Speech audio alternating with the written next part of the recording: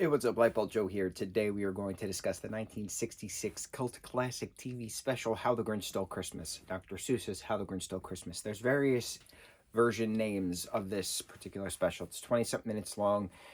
This is based off of the best-selling book.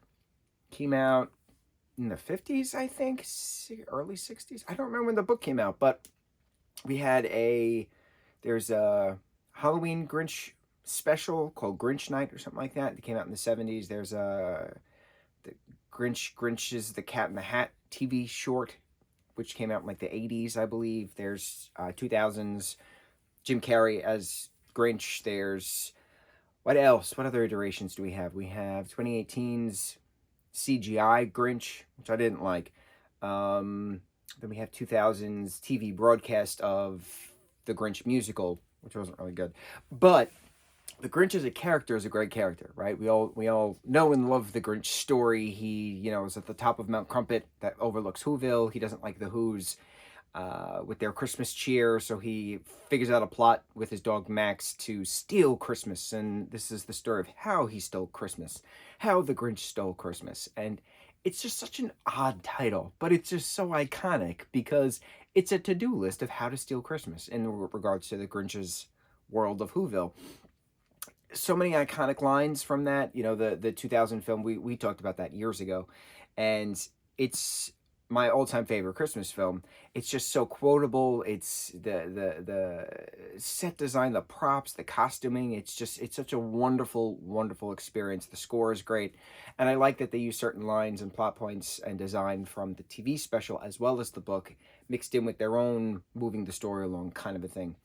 Whoville celebration is not in the book. It's not in the 1966 short, but it's in the 2000 version. So it's neat having these things grow on their own, just very organically grow on their own. This short, not a short, well, it's a TV special, so it's a short, whatever.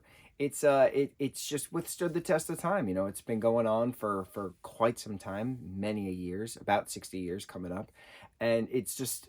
And I talked about this with like Santa Claus is Coming to Town or one of those TV specials we just talked about. It's nice watching it with your family because you watched it when you were a kid and they watched it when they were kids. And it's just nostalgia. It's family nostalgia for those who celebrate Christmas or those who even don't celebrate Christmas, who just like the specials in general. So it's a great home kind of feeling watching this, wearing your Grinch attire, talking about the Grinch. Whoville, man, like so many different versions of Whoville, and it's just so great. I really wish that the Grinch had a prevalent role in Horton Hears a Who. That would have been a good thing. Jim Carrey was the voice of Horton actually in that CGI film back in the day.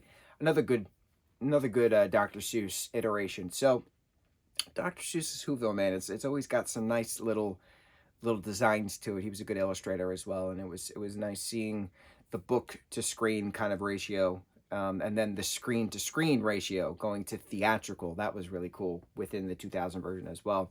Man, I just love that. I love that version so much. But we're talking about the 60s version. The 60s version, nice and groovy, nice and great, nice and awesome, nice and nostalgic.